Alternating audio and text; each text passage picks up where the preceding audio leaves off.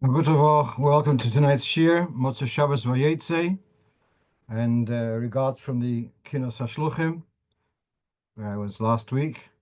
I don't know whether you remember the story of the fellow who had a guest. He owned a dog, and he had a guest who had a fancy new iPhone, and the guest had put down the phone on the coffee table, and the dog had decided that it's a biscuit, and he chewed the phone.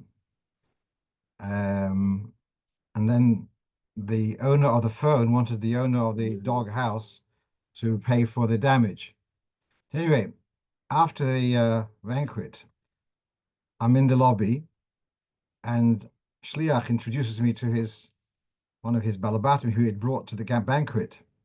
And it came out, he said one thing about a dog, and I said I had this wacky story with a dog eating our phone. He says I was the owner of the dog. So I closed that circle about meeting the Baal HaKelev, which, okay.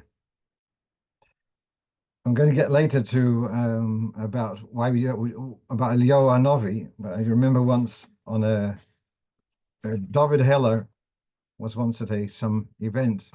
He says, if someone will come to shul with a little dog, and you say, why are you having a dog? He says, because the Kelev is Gematria Eliyahu.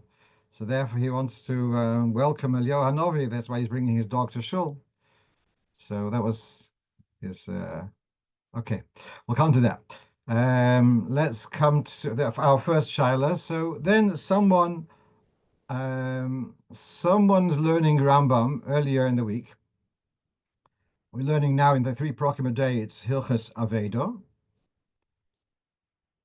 And he comes across this halacha, which is Perek Yud Aleph Halacha Yud Aleph, that if a person is reckless about his property, he leaves his barn, stable, leaves it open. He leaves his property on the street and walks off. So you don't have a mitzvah of Hashavas Aveda. If someone is reckless, you don't have a mitzvah of Hashavas Aveda. The Rambam, however, says the seer, the observer, is not allowed to take it for himself. So this person who's asking the question, he actually runs a camp. And at the end of camp, there's lots of valuables left over by the kids, like towels and perhaps other useful stuff. And so he's been always mulling over what should he do with the stuff, and is he allowed to use the stuff which the kids leave over? So now he's seeing it's a Veidoladars. They've left stuff knowingly, recklessly, but then he says he's not allowed to take it for himself. So yes, no.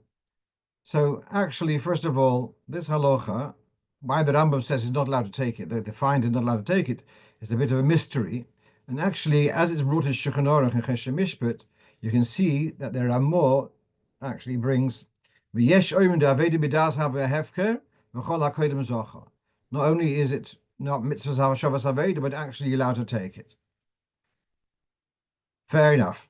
So now, however, before taking all these found objects, I pointed out to him that actually these kids who leave the stuff in camp, it's not their property. They don't own the towels or the flip-flops, whatever which they leave there.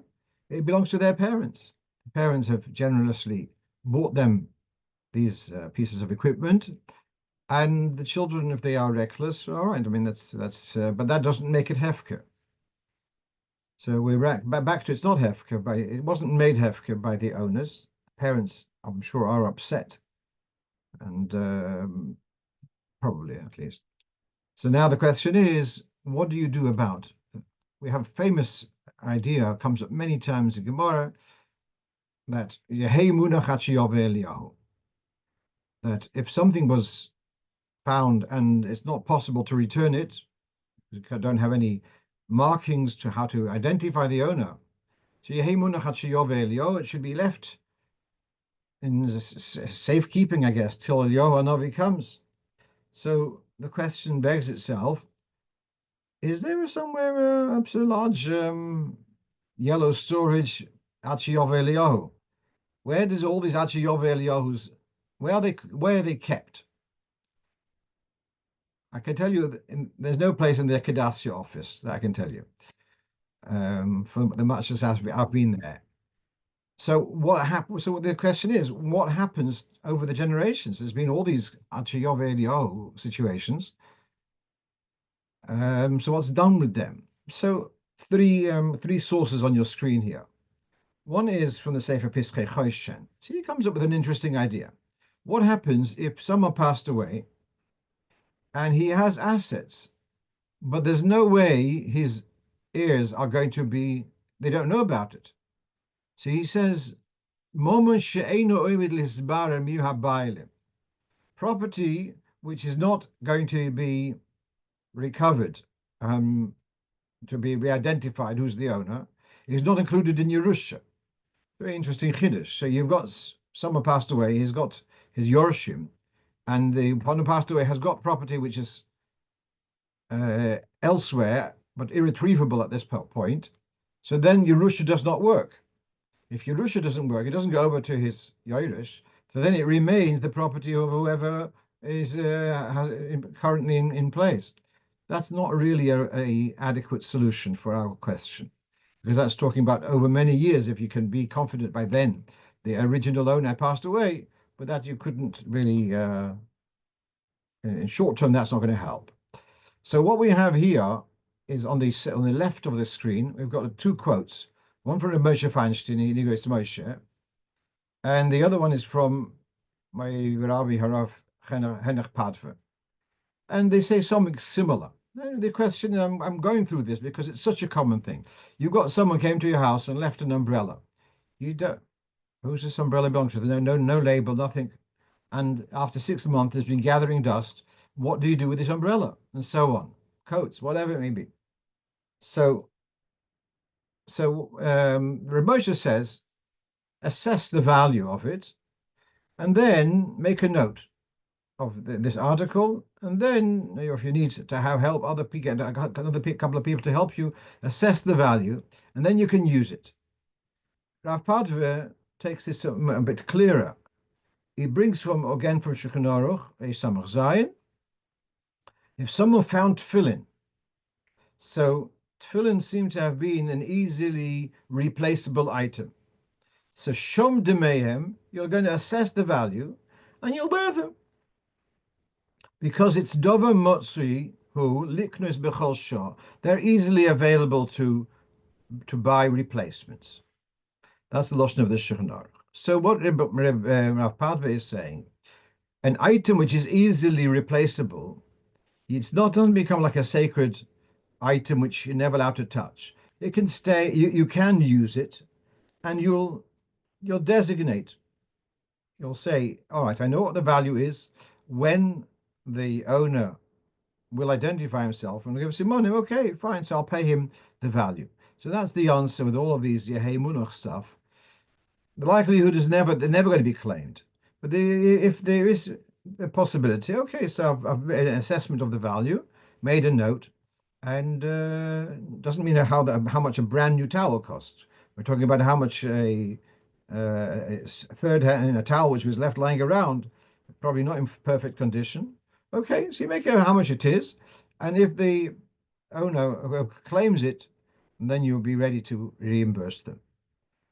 That's better than just having it sitting there taking up space, yeah? Right, let's go on to our next point.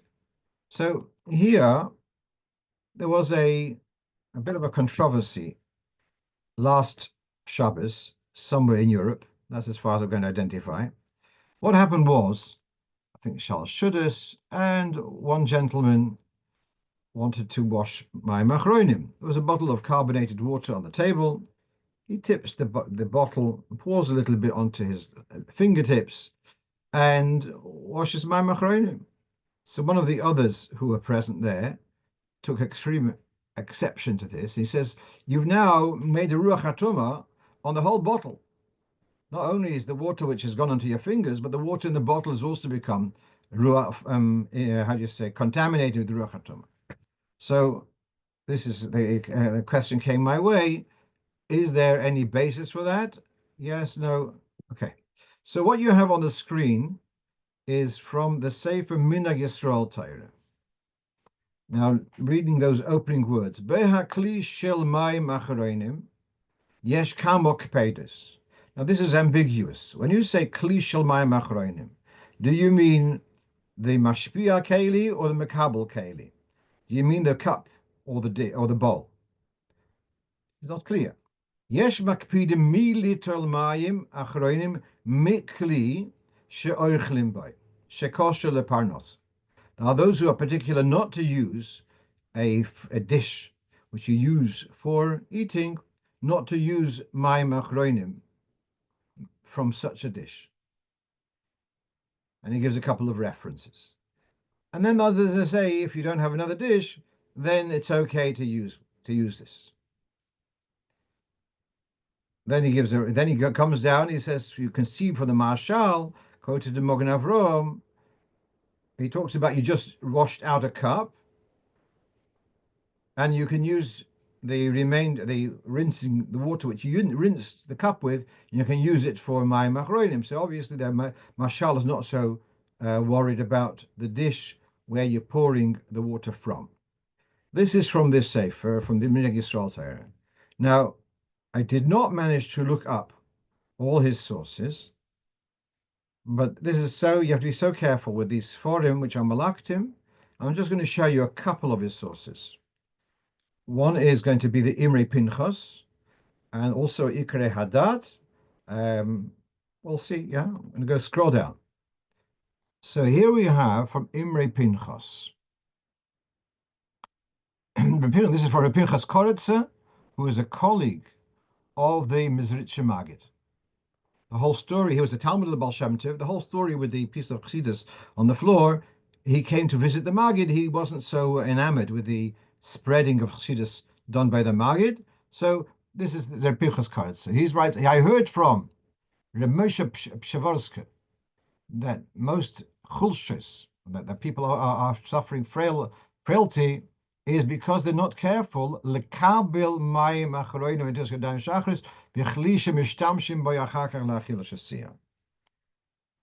I emphasize the word lekabil. His problem is not the dish where you're pouring from, but the dish where you're pouring into. Okay, I think that's very clear. So to quote him for the dish where you're pouring from is a misquote. The Ikre Hadat is a sefer from Reb David Trani, or a Melakhet Kosav HaDavid Trani, or HaKoten David Trani. B'inyan shel maylo nishal nishalti ze yomim b'dim b'nei odom. People are sitting and they're washing their hands be'emsa sudasa. Now, people who wash make a point of not only rinsing the mouth between the fish and the flesh, but also to wash their hands. Oil mayim achroinim regilim likach kara min ha'achas min ha'ka'oris b'shulchan. They take a dish from the table. V'noitlin yedeihem le'toicha. They wash their hands into a bowl which is on the table, is a soup bowl. Im yesh chashash isur, is there worry about isur, roech ra, or im isusov, it becomes despicable. Lehashtamash mechodesh, to use that dish again, achar shehdicho yofav, it's been well rinsed. By Vayeitzei, I answered, lanias daiti dovor, ki anoichi lo yodati, alma motza hakpeda moken lanuach. What's the whole fuss about? That should be no longer usable because you poured water into it.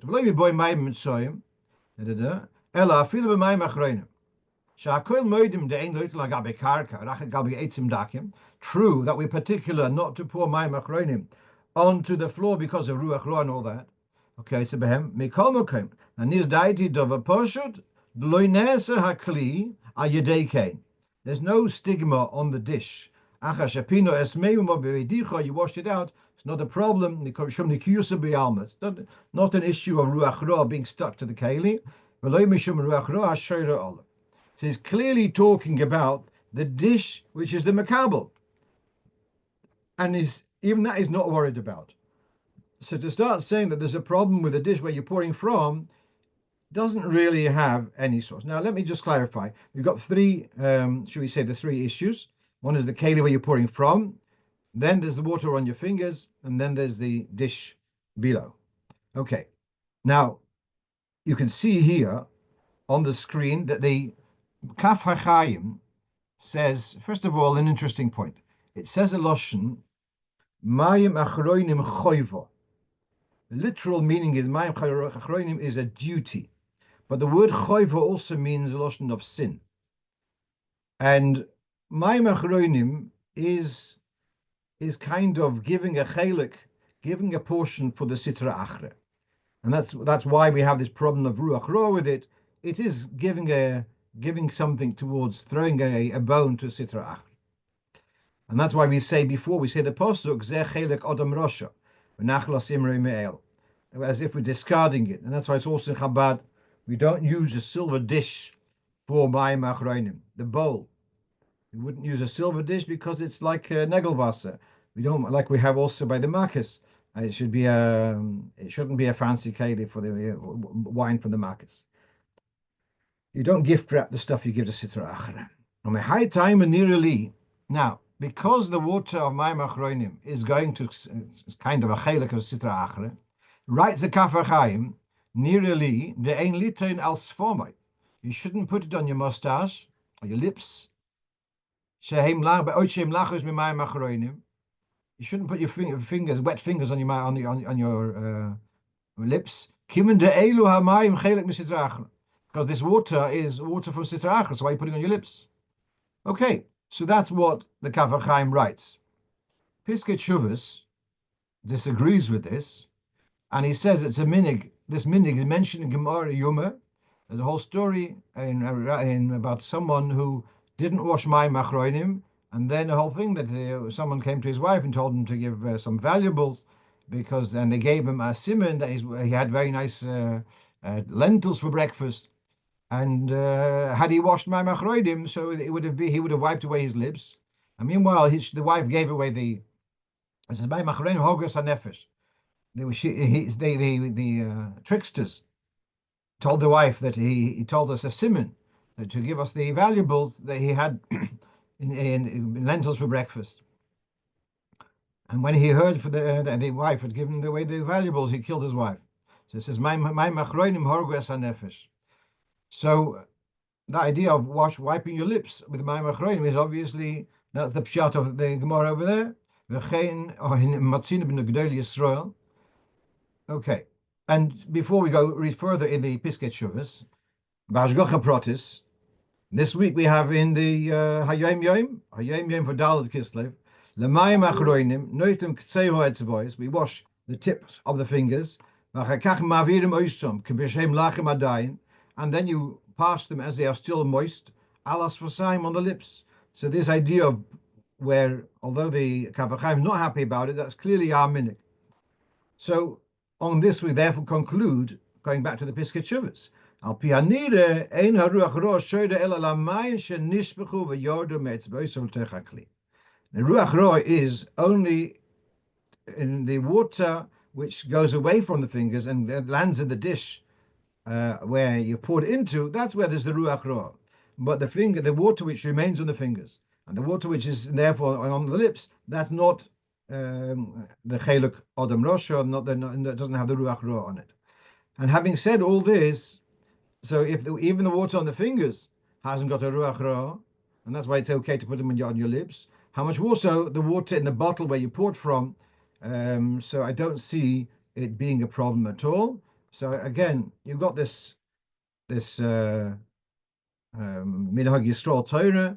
I did look up some of the sources, and as I showed you, that they are talking about the Kli HaTachton, not the Kli HaElyon, but there may be, I didn't manage to trace all of his references. There may be such a shitta, but not really something which we should be overly concerned about. Certainly nothing to argue about, yeah? Let's move on. Our next question, before going further, is about the posuk. Someone asked me, Hashgacha Protis, about the psukim before and after Mayim Achronim. So the posuk before, as I just said, that's the Chelek Odom Rosha, it's going to Klippa, okay? Then the posuk after, Vayedaber Elai, Zeh Hashulchon Asher Lifnei Hashem. So that's a posuk in Yechezkel, talking about the Mizbeach, and there's a famous Gemara which comments on this. There's a couple of places in the Gemara.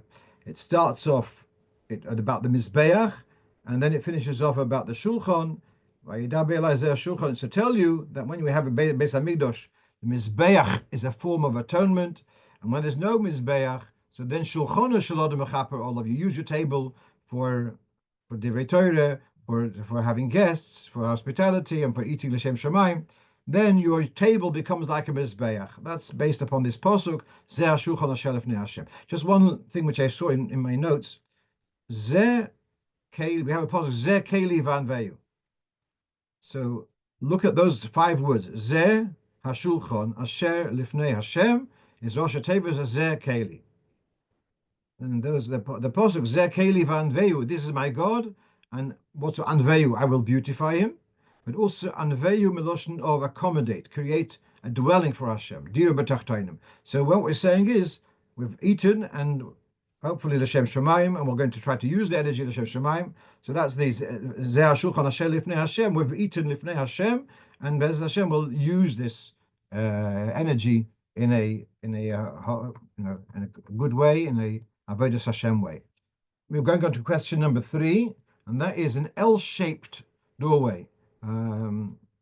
First time I've come across such a thing. You can see it on the screen. It's like a patio doors, but from 2 sides, and they meet in an L shape. And so when I guess they close well, does such a doorway need to have a mezuzah? So what's the question even? Well, there is a lashon in Gemara Eruvin. You can see on the margin, Daf Vav, Pischa bekeren zoves lo yavde inshe.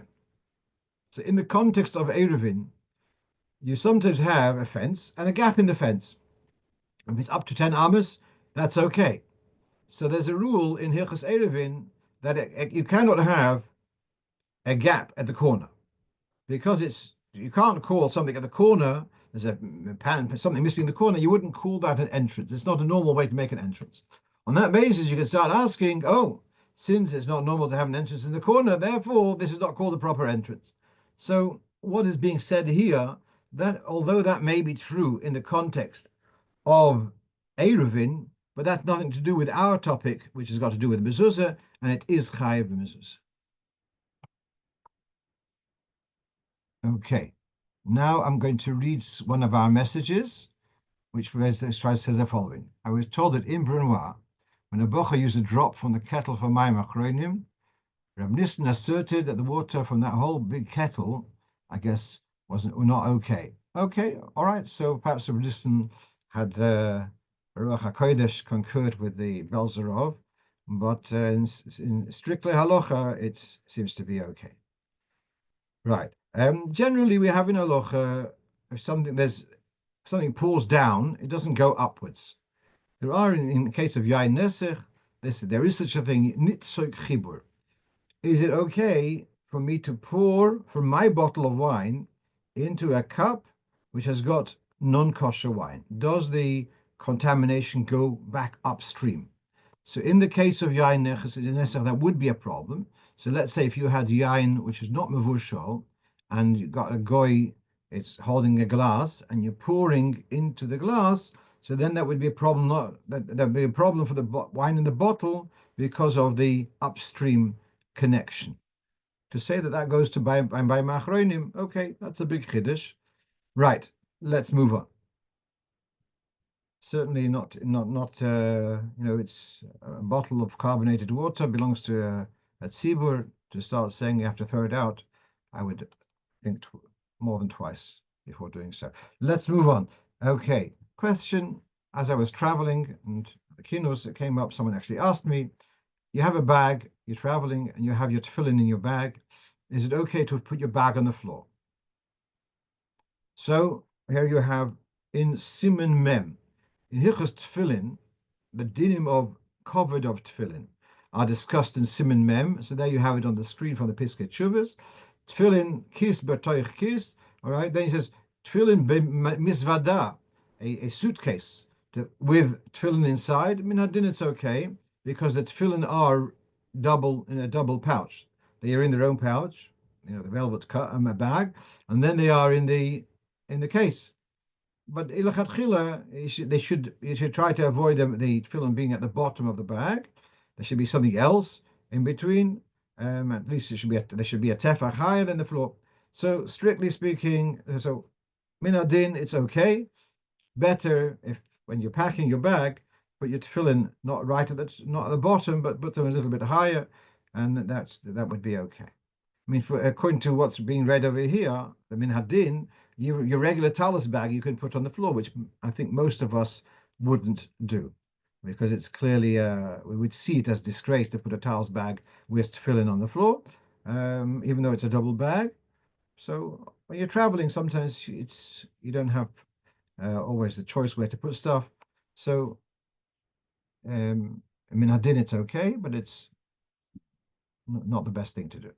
Let's move on. Okay, so here we have the following story.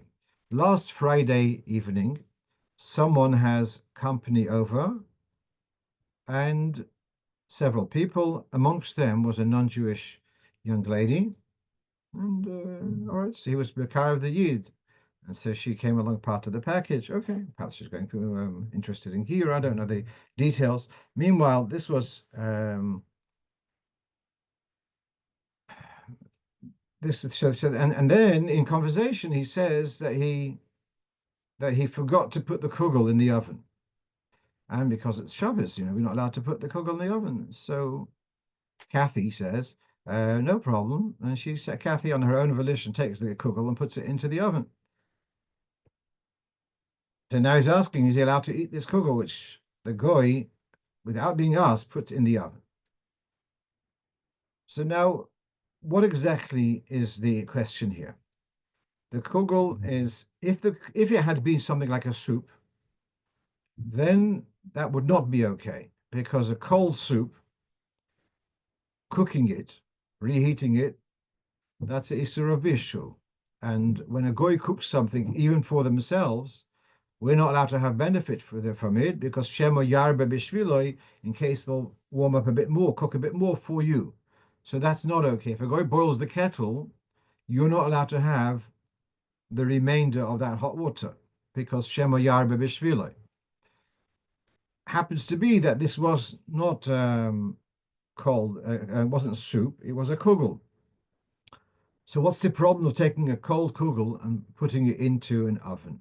So something called chazorah, where that we have rules of putting stuff back to the fire when it wasn't on the fire. It's nearer kimavashal. It's not mavashal. It's nearer kimavashal. So there's rules of chazorah. It has to be still in your hand, and you have to have it in mind, and it has to be still warm. There's a list of the rules for chazorah. So here there was a violation of the dinim of chazorah. The violation was done by a goy. So here we have it on the screen. Simulation und Gimel Sif Chafei. If a Yisrael put it in back near the heat, that's an issue. But if it was put back on the fire by a goy, or to the heat by a goy, I feel a bit amazed if it was doesn't deliberately, I guess, of the Yid told him. I feel him in stomach for Yofloi. Called Sorokoi. If it's fully cooked, Shane and ahead of him and a cold kach. Yeah, it's gishmak. It's a bit it's warmer, but it's not cold kach because it's edible before. And I believe that is the case. That a kugel is edible raw cold also. Room temperature, you can eat a kugel. That's not a problem. It's gishmak. A hot kugel is more gishmak. And that's clearly what the halacha is saying. That if it was the chazorah, the violation of chazorah was done by a goy, then there is no stigma on the kugel, and you are allowed to eat it. Let's go on to our next question. That's going to be a little bit interesting. So here's the question. One of our regular listeners, he's asking he sees some people wearing their gartel around the talus on the outside. Now, that's certainly the exception rather than the rule. Is there an issue of not wearing your gartel over your talus? Now, there's something similar, and that is about sticking your ritzuas from your tefillin into your gartel. Now, what's very, very interesting that this inyan of putting the Ritzuas in the Gartel is mentioned in Pri Etz Chaim by the Reb Chaim Vital, Talmud of the Arizal. And yet, and it's mentioned in Kitzur Shulchan Aruch in some place, and at some stage, Reb Nissen Mindel prepared a translation, a Kitzur Shulchan Aruch for children, and the Rebbe was Magia. And so he wrote over this line also about sticking the Ritzuas into the gartel, into the belt, that they shouldn't drag on the floor. And the Rebbe deleted those words. And we can see in Minhag Chabad as people don't stick their Ritzuas in, although we know that sometimes you sit down and sometimes your Ritzuas might fall to the floor. And so you make a point, you pick them up, but you don't. So these are two things, sticking the Ritzuas into the gartel and wearing the talus in the gartel, and wrapping the gartel over the talus. So what you have, meanwhile, what we have here on the screen, or going back to the Gemara in a moment, we have here from the Sefer Darkei Chaim V'Sholem, these are the minhogim of the Munkacherov. And he writes that he would not put the tzitzis into his belt. And he says that talus is oir makif. And therefore, it's not appropriate to constrain it, tzimtzum. That's not appropriate. And the Darkei Chaim V'Sholem was written, I have the Sefer on my desk now, it was written by the Gabe of the Munkacherov, who was Chil Mechel Gold, an eminent Talmud Chacham in his own right. He actually authored two other Sforim, the two volumes of Ma'aseh L'chol HaMachanos. So he explains the minhagim of his Rebbe. He says it was very particular not to put the tzitzis into the belt, even though there's an advantage that the tzitzis won't be dragging on the floor. And he gives us a reference to Gemara's Vochim, Avnit Meges Gaius. So I'm going to go back to that Gemara. And before we go into the Gemara, just one other point. He says that really the Matzah Shmurim writes that there's no issur of the tzitzis dragging on the floor. Maybe a risk of them getting torn, but as far as Kedusha is concerned, he says that's not a problem. All right, so where's this business? So this one issue he said was more a Kabbalah thing, that it's a makif and not to limit it, which I can relate to that also. But here we have a Gemara in Zvochim Daf Yud Ches, Amud Aleph and Amud Beis. Tonu Rabbanon, Hoyu Merusholim Mesulokim Meshuchokim. If the garments of the Kohen were like slagging, perhaps the word is, or they were too high or worn out, the avodah is kosher. Meanwhile, goes a discussion here.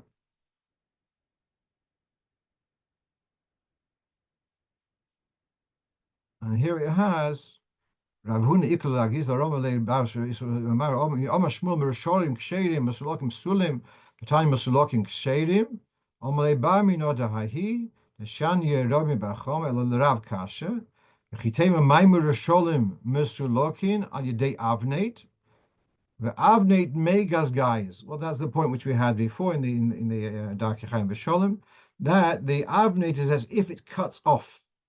Let's read the Rashi on that. Ala Mesulokin Kasha the Katoni Kashedim Stam Mesulokin Gavoy Min HaKarka Ala Maila Meraglov Rav Lechel Ukim Kagen Shesukani de Avnate Kintatz Shmuel Akochel Rav the Shoni the Siluk Avnate Megas Gaias Vahashta Have Kulu Kktsorim Meikara. That which is lifted by the belt is as if it's cut off.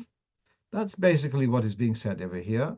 That which is lifted by the belt, if it's a garment, this is discussed in Sforim. Actually, in the first volume of Tzivim B'Stei HaShlichus, I discussed this more carefully. If it's normal to wear a belt, then that's part of the shleimus. The Kohen wears a belt, he wears an avnate on the kasoines. That's not a problem because that's the style. But if it's a garment which doesn't need a belt, send the belt as if it's cutting off the remainder, as if it's not there. So it's a little bit, shall we say, a little bit abstract, but there is a kpeda not to have not to have the talus tucked into the gartel. You can see here clearly that Lemaisa, the Mugacha, was particular about this, and generally most of us, that's the minhag, and there's a little bit of a lomdisha basis for that. Let's move on. So, what's the earliest source? Well, someone met me in New York and was asking me what's the earliest source of kagavna. Someone had told him that the earliest is in the Alter Rebbe's Siddur. Not exactly true, because the Alter Rebbe Siddur was printed in Tovkuf Samach Gimel, and in the Siddur Arizal of Reb Osher of Brod, which was printed in the year Tovkuf Bimches, Kagavna is included. But here you have, if you want to anyone wants to read more about this, there's a volume called Minhag Aviseinu Biyodenu, 2 volumes from Gedalia Oberlander, who's now the Rov of Chabad community in Kingston, Pennsylvania, before he was in Muncie. So in his volume on I think called Shoino, his Shabbos Kred, whatever, so he brings the following. So he's got a whole chapter on this, and he brings from a story of Reb David Lakis, who was in the Talmud of the Baal Shem Tov. And he told over that one time the Baal Shem Tov came to a particular village. It was a Friday. When he was there, only with 3 Talmidim, and they did not have a minyan for Ma'ariv. And so they couldn't say Baruch Hu. So at that point, the Baal Shem Tov said over the text of Kagavna, which is from the Zohar, and it finishes off V'loimar Baruch Hu. And this was kind of as a substitute because they weren't able to say Baruch Hu in the normal fashion. So that's the earliest source of the saying Kagavna. And interestingly, there's not much more, historical documentation. The Nusach Ashkenaz, in many places, they would take it Bameh Madlikin at this point. And here, instead of Bameh Madlikin, to say a piece of Zohar. And again, there's differences in Chabad. After Kagavna and Rosh the Shabbos, we say Kaddish, and then Baruch Hu. In the Polish Welt, they just say V'loimar Baruch Hu. They go straight into Baruch Hu without a Kaddish. So there are variations, but that's this is a story of the earliest source, how Kagavna became part of the Chassidish davening on a Friday evening. Let's move on. Now, the next point, I do not have it as a question. I don't have. So someone's asking if there is a minyan, why is it said? I don't have a clear answer for that. Seems to have somehow developed. Oh, we can say this piece of Zohar instead of a Mehmet Likin. I'm not sure. Now, what I don't know the answer to this is, it says in Shech, whilst I was looking around about Vayeitzei, I think we discussed it last week also. So I was looking around and I see that in Shulchan Aruch it says in the Ramah and Reish Tzadik Hey, "V'noagu loimer lahazkir Eliyahu hanavi b'tzor Shabbos lispalel sheyovei v'asrei naguolo." It's customary to mention Eliyahu hanavi Motzei Shabbos, that he should to pray that he should come and tell us the good tidings of the imminent redemption. The same thing is in the Alter Rebbe, that's in the bottom of the screen. That after Havdalah, to daven that Eliyahu Hanavi should come and to tell us about the kugel, because on Shabbos he couldn't come on Friday because people are busy preparing for Shabbos, and on Shabbos is a question of Chumil Ma'alim Ma'asora, and therefore we don't ask on Shabbos, but now it's after Shabbos, so we ask that we should hear the Besuras HaGeulah. So this is. So my question is, why is it not in the Siddur? Why isn't there a line in the Siddur mentioning Eliyahu Hanavi?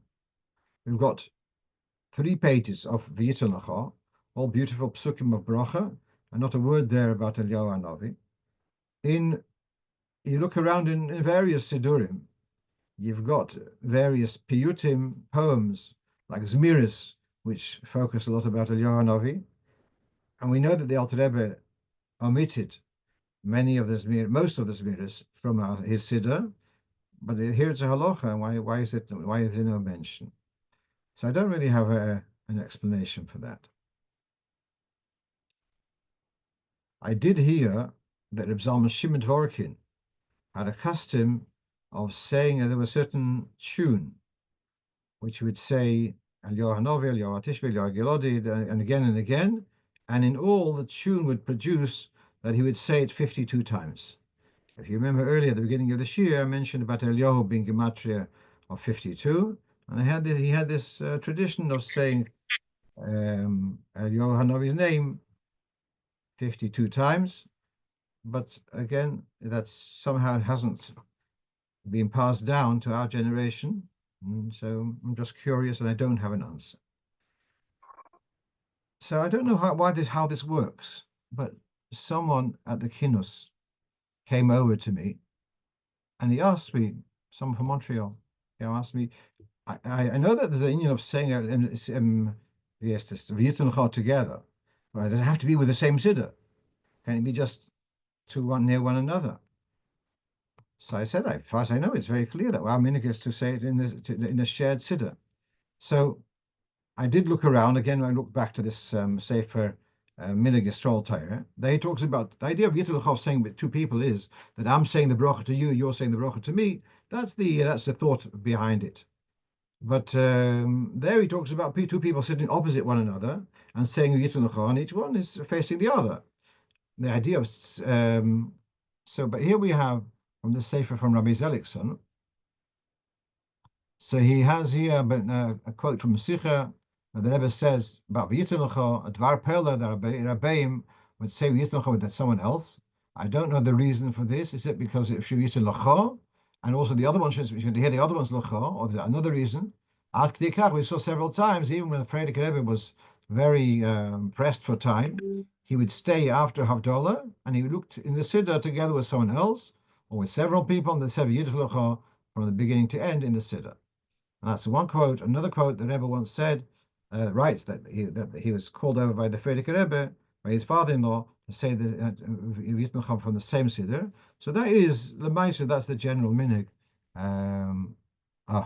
So Reb Mendel Safran is sharing with us that Reb Shol Noach in Brunois also had this minhag of singing Eliyahu Hanavi on Motzei Shabbos. Do you remember the tune? Yeah. Okay. Okay. So then the other thing which I discussed last week, we have here again from Rabbi Zelikson Sefer, where he writes when Yom Tov would be on finishing with the Motzei Shabbos after Kisra Brocha, the Rebbe said Yitzchak beyoshvoi b'mekayis v'adus. So I wrote to Rabbi Zelikson, and Rabbi Yossel Katzman sent me this picture. There you can see that this is after Kisra Brocha. This is after several hours of pouring wine for thousands of people, and you can see the tablecloth is saturated with spilled wine. And then the Rebbe said Bracha Achrona, sitting down, and then he stood up. And if you remember last week, we went through this point that they write that the Rebbe would move over at home. He would go to a different table. Here, the Rebbe moved the siddur clearly over from his space, so it should be able to be shared with someone else. And there you can see that's probably in between Yossel Katzman and the Rebbe. That's probably Reb Meir Harlik Alav Shalom, who would be standing right near the Rebbe, and they say the Rebbe saying Havdalah. So I wrote about this to Rabbi Zelikson, and he sent me a copy of his third edition, which is Tofshin Pei Dalad, where he's corrected this mistake. So the Rebbe said for Yetmachah standing at the end of her brain, not sitting. Okay, what else do we have? So two more points which are not on the list. We have a couple of minutes, might be finished a few minutes early. That's also okay. I mentioned that I was at the Kinus Hashluchim, and we had on Thursday, we had a full day. We had four shiurim and halacha. That was the halacha workshop. There were other, many other groups for different other focuses, but this was this focus of this group. And one of the presenters was Harav, I think his name is Yonason Weiss, or was it Benjamin Weiss? I don't remember. At any rate, he's the Rov of Montreal, and evidently very, very knowledgeable in halacha and medicine, and he's trained people to answer difficult shilas which come up with halacha medicine. So we had 2 sessions, and one was about beginning of life, IVF and all that kind of stuff. And then the other one was about end of life, brain death, stem cell, whatever, that whole department. And he addressed both of these very, very clearly. And during the break in one of the sessions, one of the people came over to me and said, I really enjoy your weekly podcast. And really, the stuff which was said over here also should be shared. This kind of the information was being shared in that forum, by this workshop, should be shared with the broader community. I told them as a policy, I don't invent these shilas, much as you might think so. Mostly these questions are questions which come my way. If someone comes, so actually, someone this past week asked me about whether organ donation is permissible or not. What should they advise? And that was, as I say, that was one of the topics which our advice addressed. So I'm going to address that. So the way he explained very well is that for organs, like for vital organs like a heart, I think it's a liver, lungs, they are only of any use for transplant if they are taken from whilst the body is still alive. So there's something which is in something called brain death, and there's different levels in that. I'm not going. Don't ask me all the details, but the way I understand is in brain death itself, there could be a general or a central point where you see it's no longer functioning, but that doesn't mean necessarily that all the cells in the brain have ceased to function. And there in the medical world, they would say once there is general brain death, even though not total, that is enough to consider the patient as dead, and therefore they are allowed to switch off the machinery, whatever, and take the organs from that person. In Halocha, the way he presented it was that that's not recognized as death, and therefore it's not possible to harvest organs like a heart from a dead body, because if the body's taka dead, then our organs are not going to be no use. And if it's not dead, so then taking the organ is killing the person. So really, despite the fact that if there's an organ available, we would, and if we would need it, we would welcome it, but giving an organ is something which we have a problem with. So that was his explanation. Right. Someone's pointing out, going back to Elio Hanovi, that there's Elio Hanovi in the Malav part of the Sephardi Siddur. As I said, in the Zmiros, there's some very beautiful Zmiros which talk about Elio Hanovi, but they're not in our Siddur and not in many Siddurim. And it's in the Zmiros, which are more kind of optional in comparison to the stuff which is in the Siddur to be said as a Seder. Right, one last thing, and that is a mazel tov to my grandson, whose name is Nachman, who's turned 9 this Shabbos, and his aunt, my daughter, prepared a cake, as you can see on the screen, in the shape of a 9. Now, cutting the letter 9 is not a problem because it's not writing. It's a letter 9, but it's not writing on a paper as such. It's okay to cut the 9 apart. But she had also made here as you can see on the screen, spelt out the word Nachman with about 65 little dots of some kind of candy, and created the 4 letters of the word Nachman. So, are you allowed to cut that piece of cake on Shabbos? So this relates to the whole discussion about having biscuits which have got writing on them, and there are different opinions, and other poskim are more lenient about this. That's true.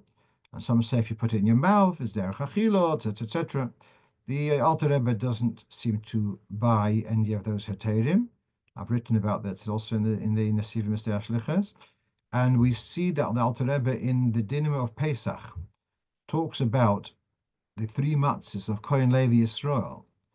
And it comes up there about whether it would be appropriate to kind of stamp on the matzahs Kohen Levi Yisrael. And this way you could designate each one for, and he mentions there you wouldn't be allowed to eat the matzah because you're going to be erasing the writing as you're eating the. So despite the Noda Yehuda and others who are lenient about the eating of biscuits which have got writing engraved, the Alter Rebbe doesn't buy that heter. Fine.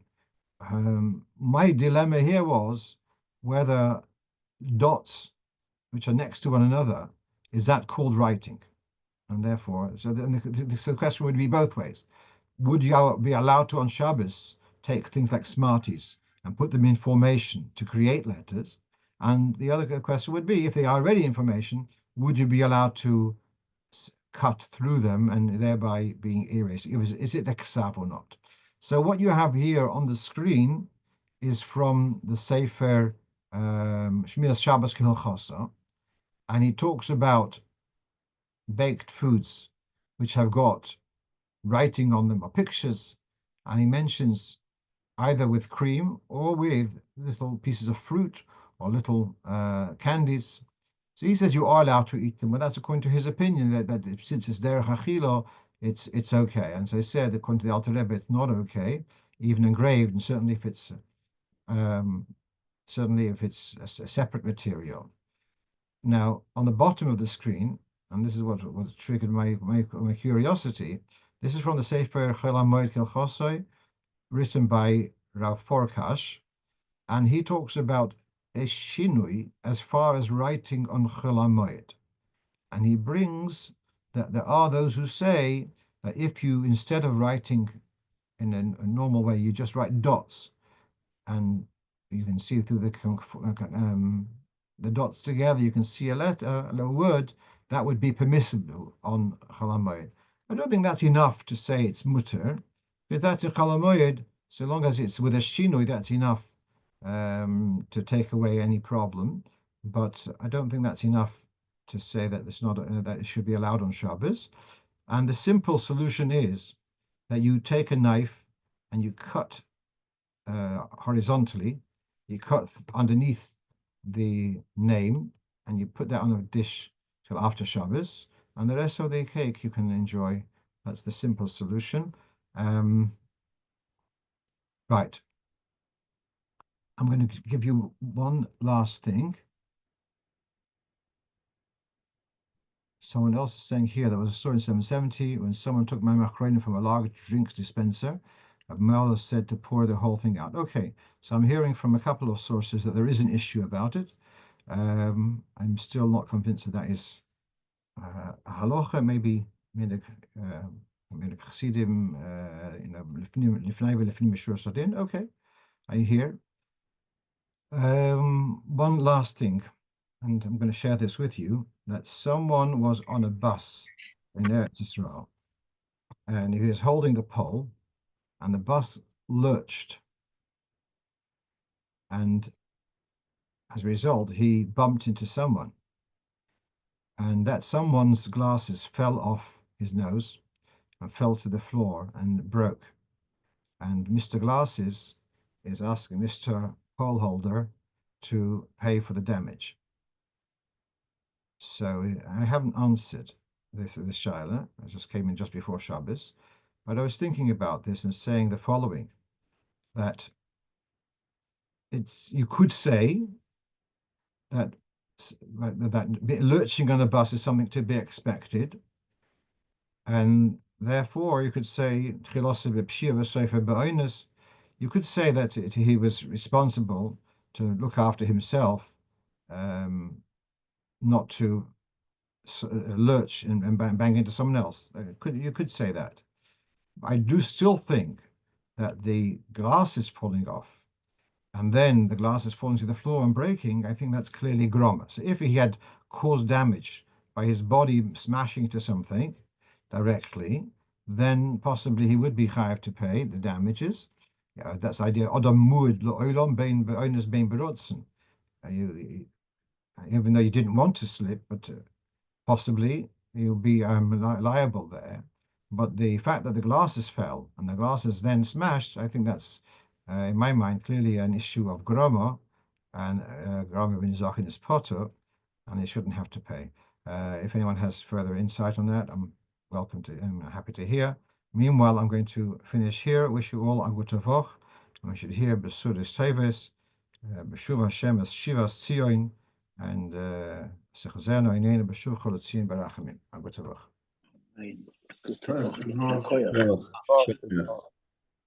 Goed, a goede woord.